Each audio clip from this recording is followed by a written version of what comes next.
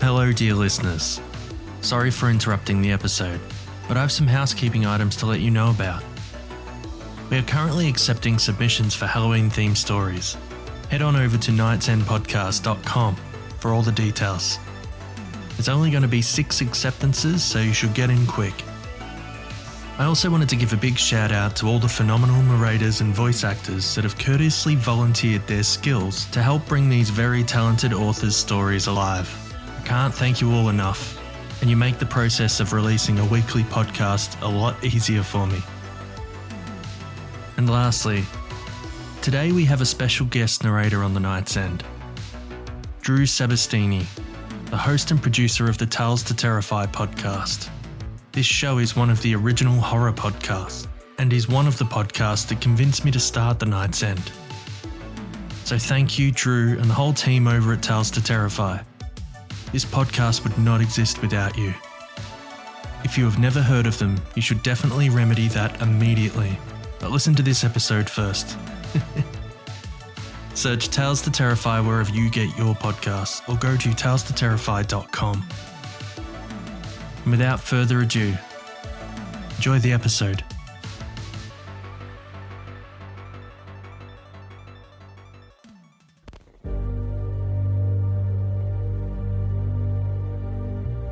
Hello. Can you hear me?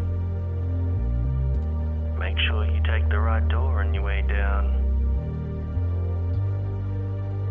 There's no telling where you'll end up.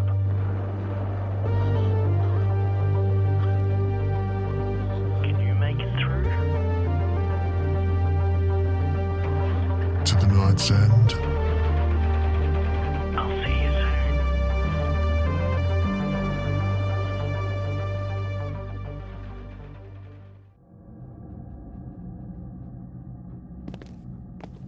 Well, friend, we've witnessed some interesting stories since we arrived. I'm starting to believe there is no end to them here. I miss you, little one. We will never forget. Hang on, that sounds like Allan. No, Jimmy. Sorry. I'm a bit disheveled at the moment and in no mood for company. Understood. We'll move along.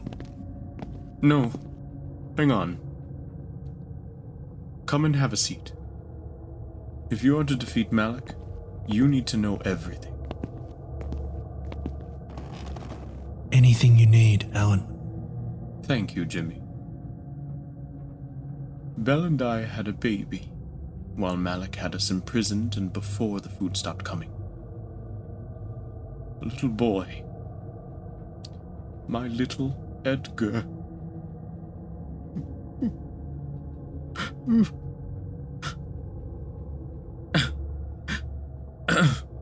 I'm sorry.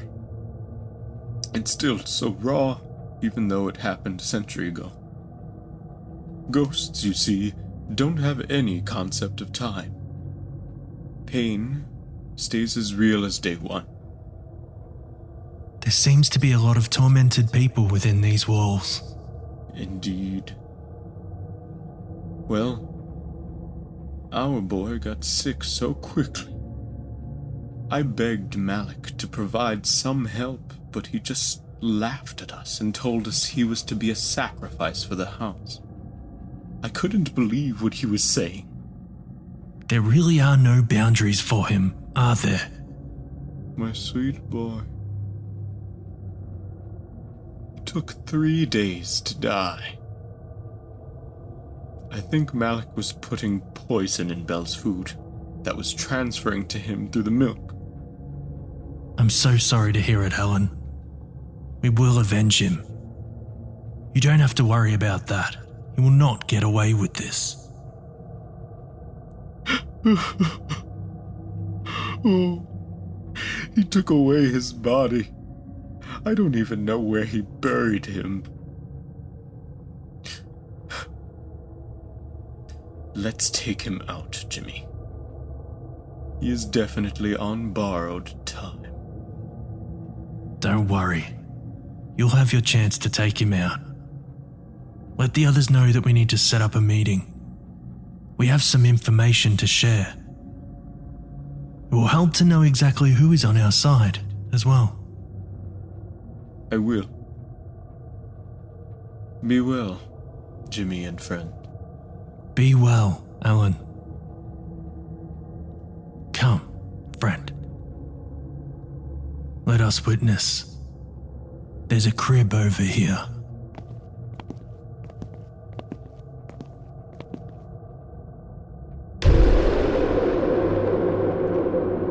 Fane Nursery. Written by Marcus Vance. Narrated by Drew Sebastini.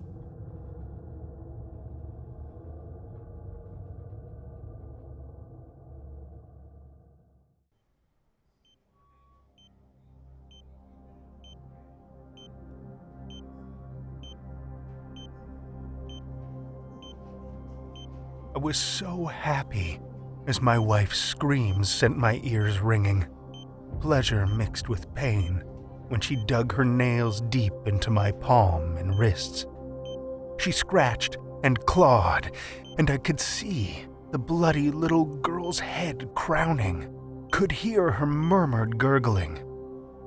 I cried when I saw my daughter enter this world, tears of joy and love. The three of us stayed in the hospital that night after we had been up for over 34 hours of labor. Even following the constant screams that accompanied my wife's contractions, I couldn't sleep. Sleep had never been a close friend of mine, but the gamut of nurses and technicians coming and going made my usual insomnia look tame. They came in legion to take and test the baby. Her blood, her skin color, her height and weight. It never ended. When they'd bring her back, the nurses would scan my wife's plastic bracelet and scan a similar one on the baby's ankle, making sure they matched, making sure we didn't get the wrong child.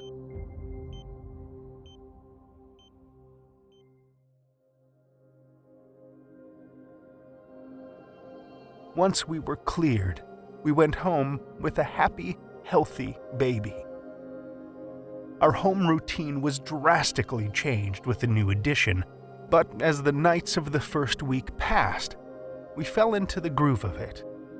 An agony of endless diapers, feedings, complainings, and fitful naps were alleviated by the silver lining that was our daughter. Each night, before we put her in the crib, my wife and I would gaze deeply into the girl's face. "Who do you think she looks like?" she'd ask with baby held in her arms, the small head propped up next to hers. "She has your ears," I'd say, examining closely. Then she'd hand the swaddled bundle to me. I'd raise the baby's head next to mine and make the same scrunched-up, pursed-lipped face that she was making. "She has your Roman nose," my wife would giggle. Sometimes, we'd even pull up a family album, comparing the baby to childhood pictures of us. We would watch her nap and see in her sleeping face glimpses of ourselves, our parents, my brother, her brother. We were both so entranced by looking at her in different lights, different angles, our eyes prying hard past the baby fat and baby roundness to glean who she might become, trying to guess what she'd be in the years to come.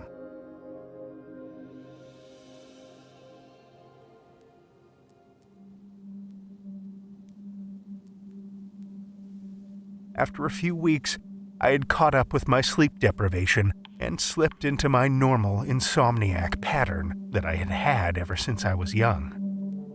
Where before I would stalk the dark moon shadows of my house at night, now my new hobby was to lean against the door and look into my daughter's moon-bathed nursery. Her crib was the showpiece in the middle of the room. Sometimes I'd be bold and enter, and look down at a tiny, swaddled version of myself, my wife, our parents and siblings, as the open window caused goosebumps to erupt on my bare chest. The midnight rays illuminated new features on her little face. Perhaps my insomnia got even worse after having her, though, because I had so much more to worry about. I found myself growing more paranoid than I was before, at every sound of the house settling, at every muted cry my daughter made, at every ruffling of the sheets as my wife turned over. I investigated each nightly trespass more swiftly, and always carried my compact .45 handgun, a gift from my father, hidden in my waistband. The menacing wind, the sly night animals, I defended against them all. My wife thought this was going too far. "You're worrying too much. You don't need to skulk around at night. We're perfectly safe, darling, okay? We always have been. There is nothing out there tonight, just like every night. Please just come back to bed. Please?" she'd plead. However, I could not. After endless hours trying to sleep, I'd grow distracted. I'd feel a calling, like a hypochondriac is called to cleaning. My father had instilled the call to vigilance into every fiber of my being since I could turn my head. I couldn't stray from it now. 3 a.m., the witching hour. My eyes were wide open with dark bags underneath them. This sleepless night was cold, the sun's heat from the previous day forgotten, the quiet time when no sane creature stirred. It was then that I first heard the sounds, a light creeping and scurrying that came from no raccoon, no nocturnal cat, not weather, not the house settling. Something that was at home in the Stygian dawn. Something out there that I could just barely hear, taking on a mask of stealth. But my actions were stealthier still. I'd trained for this all my life. My sleepless childhood nights roaming my old 2-story house, adeptly avoiding the creaking and groaning floorboard. My last several years coursing and casing my current house without disturbing my wife. I slid out from the covers, leaving my wife undisturbed. I pulled out the pistol from my nightstand. The cool metal of the checkered frame called to me. The pitted wood grip was an extension of my palm. A .230 grain hollow point was at home in the chamber. With old friend in hand, I rose and stepped lightly out of my bedroom. My eyes were well adapted to the dark. With practiced grace, I gingerly walked forward by placing the outside of my foot down first, then the ball of my feet, then the heel. No sound came from my footfalls. I was a large hunting cat, noiselessly stalking unwary prey. Prey that still scampered about as I could hear. I reached the nursery door and peered inside with gun ready, but pointed at the ground. Low, ready position, as my father had trained me. My child was swaddled as she should be, and the window was cracked open slightly to bring in a cooling summer's breeze. I spent the next hour clearing my house with caution, chameleon-like footfalls. My father had taught me that slow is smooth, and smooth is fast, and I had always grudgingly followed his wisdom. I widened my search perimeter in order to find the furtive being, be it cat or raccoon or something else that stalked my property. I spent an entire still dawn in our backyard, waiting and combing through every inch of the yard in the dim glow of streetlights. Many would have said that such a search was fruitless, or that I was imagining the sounds, but they'd be wrong. After a methodical sweep, I had found it. My proof that they said I wouldn't find. Amidst a bush with broken limbs, sign, droppings, scat. The creature had tried to hide it, but nothing escaped my eyes. I smirked in my triumph, for now I had undeniable, physical proof of the presence. I collected the detritus in a small plastic baggie to dissect later in better lighting. Until then, I merely searched, but now with a point of focus. I crouched a few dozen feet away from the bushes and waited. I was patient, with my pistol dangling in my grasp and my eyes glued to that spot. 2 hours passed, and the sun peeked over the horizon. The morning sky began to burn. They must have been onto me, because I saw nothing after that, nor heard sounds during my crouching. They were as still as I was. My wife was also onto me.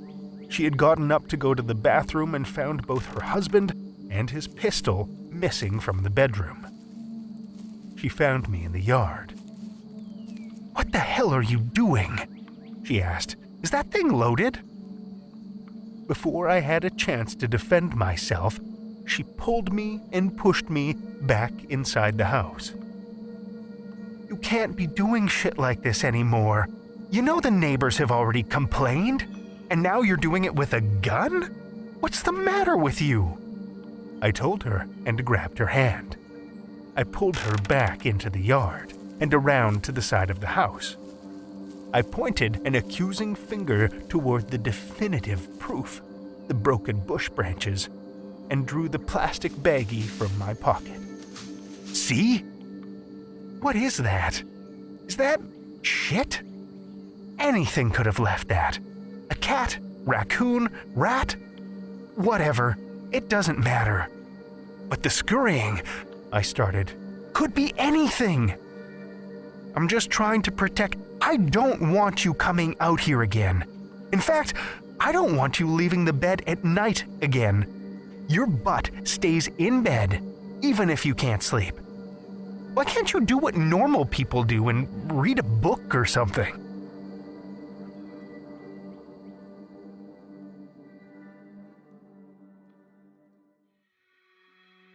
That was the end of it.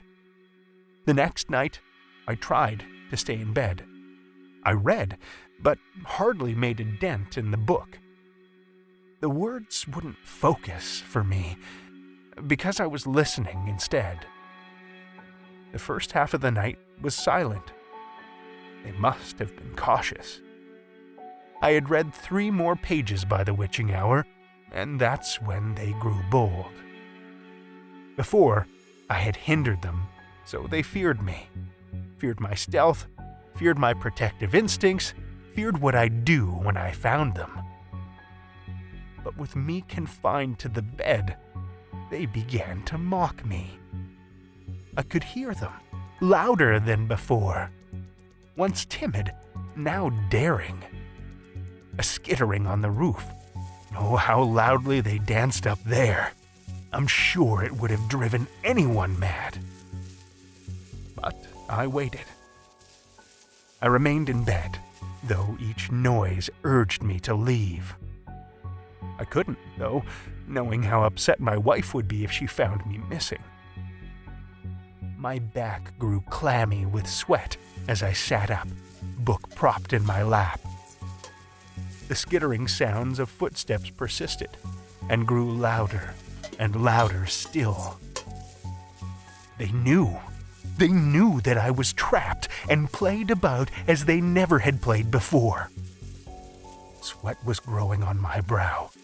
I couldn't stay here anymore, but I had to. My wife...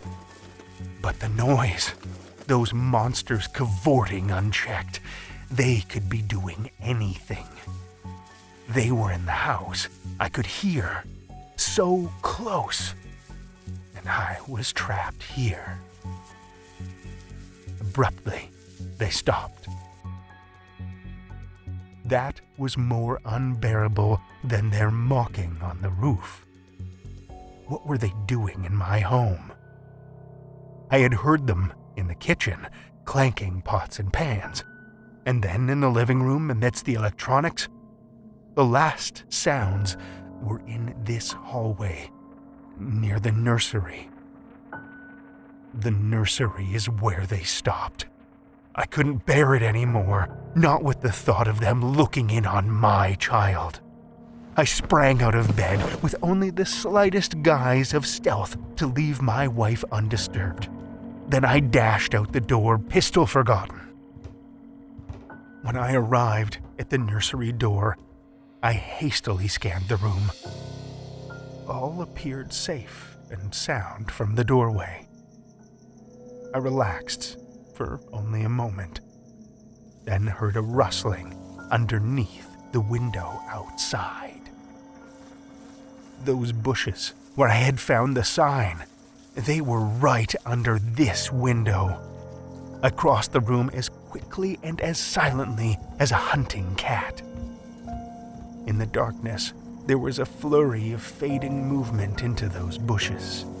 The branches swayed for a moment, and then were still. I was transfixed on the spot, waiting for more movement, waiting to see what animal had been tormenting me. A half hour must have passed as the half-glimpsed beast taunted me in hiding. Then I heard sounds unlike the scurrying. They didn't come from the bushes in front of me, but from behind me. My wife wore a mouthguard to prevent her from grinding her teeth, and this sounded much like when she'd forgot to put it in. The grinding of teeth on teeth, bone on bone. But the noise wasn't coming from my wife far off in the other room. It was a tiny crunching sound arising from the moonlit crib. My face scrunched in confusion.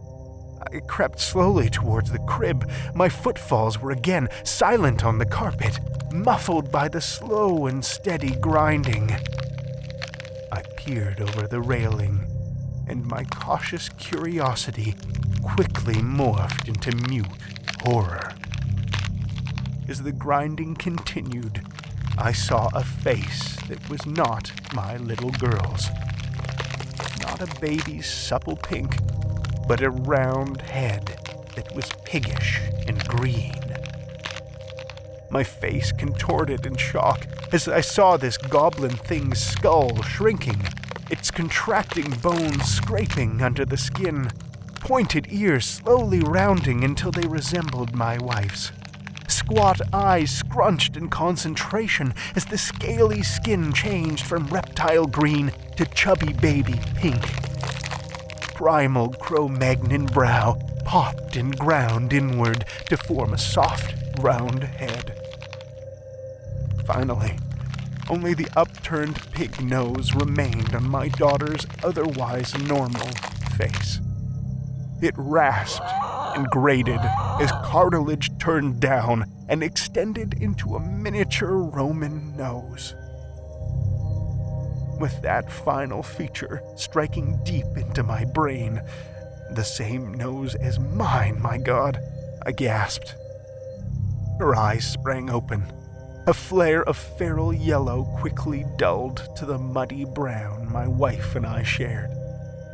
The snarl on the baby beast's lips quickly melted. She cooed and gurgled, threw her arms up in a stretch above her head, and fell asleep. I backed away from it slowly. A cuckoo bird's cry pierced the night through the open nursery window.